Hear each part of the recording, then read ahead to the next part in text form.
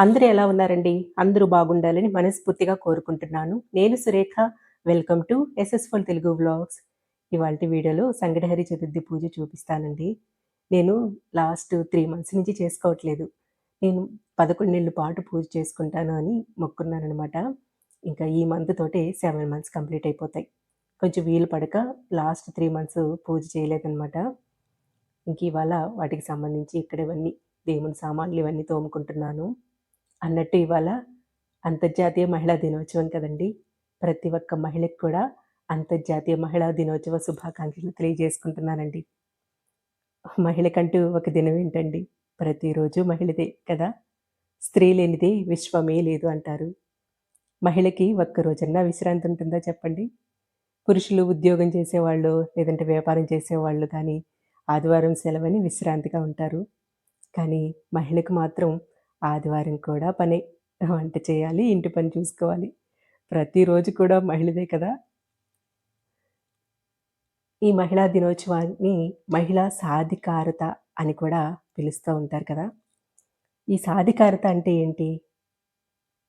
తనకు తానుగా, స్వతంత్రంగా ఒక నిర్ణయాన్ని అంటే ఎవరి మీద ఆధారపడకుండా, డిపెండ్ అవ్వకుండా తనకు తానుగా ఒక నిర్ణయం తీసుకునే స్థాయికి చేరడాన్ని ఈ సాధికారత అంటారు. ఇది సాధించాలి అంటే సెల్ఫ్ కాన్ఫిడెన్స్. సెల్ఫ్ కాన్ఫిడెన్స్ అనేది చాలా ఇంపార్టెంట్ అండి. అది ఉండాలి అంటే ఉండాల్సిన క్వాలిటీస్‌తో పాటుగా విద్య, చదువు కూడా చాలా ఇంపార్టెంట్ అండి. ఇప్పుడున్న పిల్లలైతే అదృష్టవంతులండి. చాలా ఫ్రీడమ్ వచ్చేసింది పిల్లలకి. చక్కగా తల్లిదండ్రులు కూడా వాళ్ళకి నచ్చిన రంగాల్లో వాళ్ళు ముందుకు వెళ్ళేలాగా ప్రోత్సహిస్తున్నారని చెప్పాలి.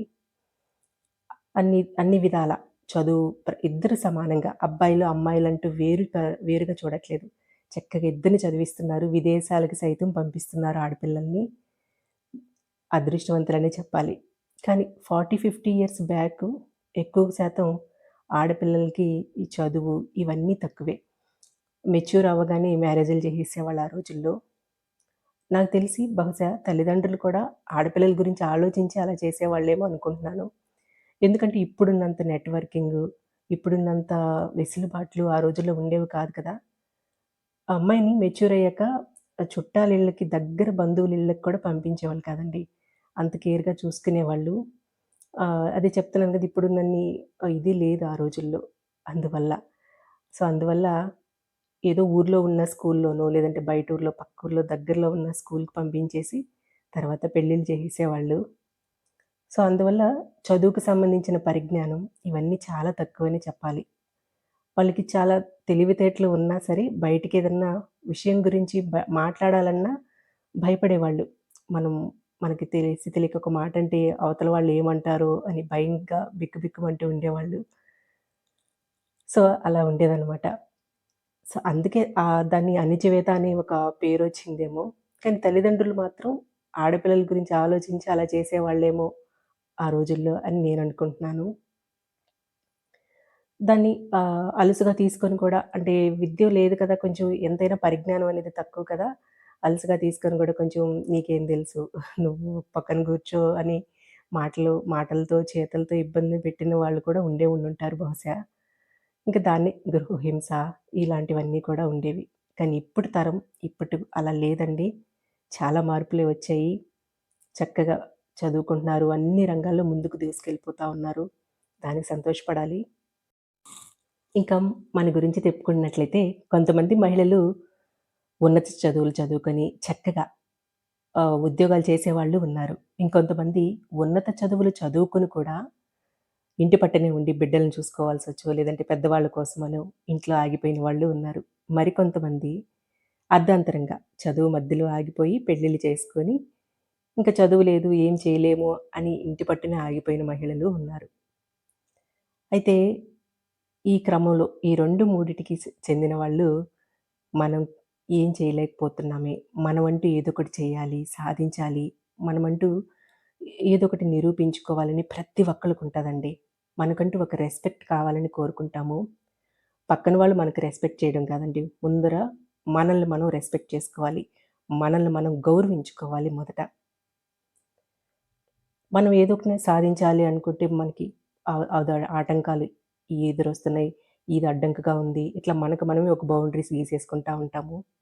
చెయ్యాలని తపన ఉండాలే కానీ, ఆలోచించి ఆచరణలో పెడితే తప్పకుండా సాధించొచ్చండి. నాకు సరిత మేడం గారు స్పీచెస్ అంటే చాలా ఇష్టం అనమాట. ఏది మిస్ చేయను.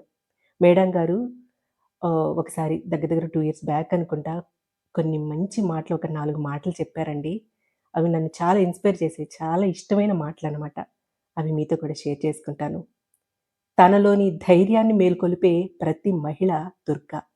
తనలోని చైతన్యాన్ని మేల్కొలిపే ప్రతి మహిళ కాళి.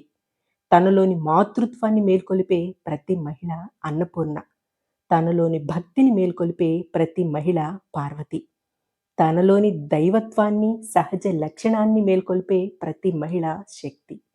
అంటే తనలోని అంటే మనమే. మనలోనే ఉన్నాయి.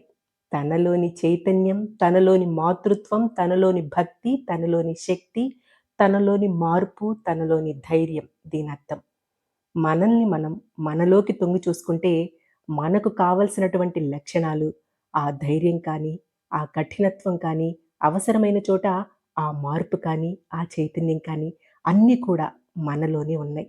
కానీ కావాల్సిందేంటంటే, మనలోకి మనం తొంగి చూడగలిగేటువంటి లక్షణం ఉండాలి. అంటే మనల్ని మనం అబ్జర్వ్ చేసుకోవాలి. మనం ఏం చేయగలం? మనం ఏమి సాధించగలం? మనకి ఏమొచ్చు? ఇప్పుడున్న వెసులుబాట్లు నిజంగా అండి అరచేతిలోనే మన మొబైల్‌లోనే చాలా నేర్చుకోవచ్చు. మనం ఇంట్లో ఉండి చేయాల్సిన పనులు బోలెడన్నున్నాయి. చాలా సాధించొచ్చండి. మనకు కావాల్సిందల్లా సెల్ఫ్ కాన్ఫిడెన్స్. మన పురాణాల్లో మహిళకి చాలా పెద్ద విలువలతో కూడుకున్నది మహిళ అండి. ఎంతంటే మన పురాణాలు డెప్త్‌గా వెళ్ళి, చదివి వాటిని అర్థం చేసుకుంటే, యుద్ధాలు చేసిన మహారాణులు చాలా మందున్నారనమాట మనకి. అంటే మహిళలో ప్రతి శక్తి ఉంటుందండి. శారీరిక్ శారీరకంగా తను కొంచెం పురుషుల కంటే తక్కువ అయ్యుండొచ్చు కానీ, అతి కష్టం చేయలేకపోవచ్చు కానీ, ఎందుకంటే చేయలేదు కూడా అండి. తను ఒక బిడ్డకు జన్మనిస్తుంది కాబట్టి. జన్మనివ్వడం అంటే ఆవిడ మళ్ళీ జన్మనెత్తడమే కదా! పునర్జన్మనెత్తడం అంటారు ఒక బిడ్డకి జన్మనిస్తే.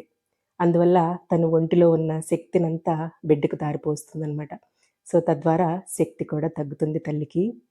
మిగతా అంతా పురుషుడి కంటే ఎక్కువగా ఆలోచిస్తుంది. ఎక్కువగా ఏ పనైనా సరే వాళ్ళకన్నా స్ట్రాంగ్‌గా ఉండగలుగుతుందండి. అంటే ఇప్పుడు ఈ మాట చెప్తున్నానని కాదు కానీ, ఫర్ ఎగ్జాంపుల్ భార్యాభర్త. వాళ్ళల్లో ఒకవేళ ముందుగా పురుషుడు ఒకవేళ చనిపోయినా సరే, స్త్రీ ఆ ఇంటిని, ఆ బిడ్డల్ని లాక్కెళ్ళగలదు అని చెప్తుంటారు మన పెద్దలు. అదే స్త్రీ ఒకవేళ ముందే కాలం చేస్తే పురుషుడు ఎక్కువ కాలం జీవించలేడట. ఒక సర్వే ప్రకారం ఇది చెప్పబడింది అని అంటారు. మన పెద్దవాళ్ళు కూడా ఈ మాట అంటూ ఉంటారు కదండీ! సరే. ఇంకొక మాట చెప్పుకుందాం. ఒక ఇల్లు బాగుపడిన స్త్రీ వల్లే అంటారు. ఒక ఇల్లు చెడిపోయిన స్త్రీ వల్లే అంటారు కదండీ! స్త్రీ పాత్ర అంత ప్రాధాన్యతనమాట. పొదుపు చేయడం. ఆర్థిక పరంగా తను పొదుపు చేస్తూ పిల్లల్ని ఏ విధంగా పెంచాలి? భర్త ఏ విధమైన దారిలో వెళ్తున్నాడో గమనించుకోవాలి. బిడ్డలకు ఏమవసరమో, ఆరోగ్యపరంగా భర్తకేమవసరమో, పెద్దవాళ్ళకేమవసరమో, ఇవన్నీ కూడా వంటి చేత్తో ఒక్క స్త్రీ మాత్రమే చేయగలదండి నిజంగా. అదే ఆ స్త్రీ వాటి పట్ల అశ్రద్ధ చూపినా, ఏమాత్రం పట్టించుకోకుండా ఉన్నా సరే, ఆ ఇల్లు అస్తవ్యస్తం అయిపోద్ది. బిడ్డల్ని సరైన దారిలో పెంచకపోతే సమాజంలోకి వాళ్ళు వేరో రకంగా వెళ్తారు. వాళ్ళ ప్రవర్తన వేరో రకంగా ఉంటది. భర్త గూడా గమనించుకోకుండా ఉంటే దూకుడుగా వాళ్ళు ఏ విధమైన పనులైనా చేయడానికి సిద్ధపడిపోతారు.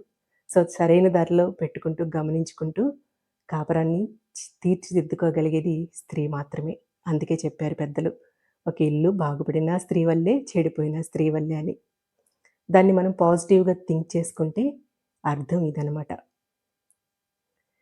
నేను చెప్పిన మాటల్లో మీకేమన్నా నచ్చాయా? లేదా? కామెంట్ చేయండి. మీ అభిప్రాయాలను కూడా తప్పకుండా నాతో తెలియజేసుకోండి. ఇక్కడ స్వామికి నేను ఇవాళ కుడుములు నివేదనగా పెట్టుకున్నాననమాట. 3 నెలలు గ్యాపొచ్చేసింది స్వామికి పూజ చేసుకోక. ఇంకా గణపయ్య దగ్గర గరికతో గూడా పూజ చేసుకున్నాను. నాకొచ్చిన గణపతి స్తోత్రాలు అవి చదువుకున్నాను. రెగ్యులర్‌గా ముదాకరాత్తు మోదకం సదా విముక్తి సాధకం అంటూ శ్లోకం చదువుకుంటానండి. ఇంకా అలాగే ఆ రోజు సంకటహర చతుర్థికి సంబంధించిన సంకట స్తోత్రం ఉంటది కదా! అది మొబైల్‌లో పెట్టుకొని విన్నాననమాట. ఇంకా అవన్నీ చేసుకున్నాను. ఇంకా కుడుములు నివేదనగా పెట్టేసుకొని, ఇంక మళ్ళీ ఈవినింగ్ ఇంకొకసారి మళ్ళీ స్వామివారి దగ్గర మళ్ళీ బెల్లం ముక్క నైవేద్యంగా పెట్టి పూజ అది చేసుకొని టెంపుల్‌కి వెళ్తాననమాట. ఇది ఈవినింగ్ అనమాట. ఇంకా ఈవినింగ్ కూడా పూజ చేసుకొని 5, 5:30 కల్లా నేను టెంపుల్‌కెళ్ళిపోతాను. ఎందుకంటే 6 కల్లా ఎగ్జాక్ట్‌గా పూజ స్టార్ట్ చేసేస్తారు. నెల్లూరులో విద్యా గణపతి ఆలయం ఉంటదండి. ఇక్కడ చిల్డ్రన్స్ పార్క్ దగ్గర. అసలెంత బాగా చేస్తారో స్వామికి పూజ. అభిషేకాలైతే అలా చూస్తూ ఉండిపోవాలనిపిస్తుందనమాట. అంత బాగా చేస్తారు. గణపయ్య కూడా చక్కగా మంచిగా కనిపిస్తా ఉంటారనమాట. బయట రోడ్డు వైపు వరకు కూడా బాగా కనిపిస్తారు స్వామి. చాలా బావుంటారనమాట. ఇంక అక్కడికి వెళ్తాను నేను. ఇంకక్కడ అభిషేకాలు అవన్నీ చేస్తారు. మీకు గూడా కొంచెంగా స్వామి దర్శనం చూపిస్తాను. ఇంకిక్కడ కృష్ణయ్య దగ్గర గూడా ఒక ధూపం అది ఎలిగించుకుంటున్నాను.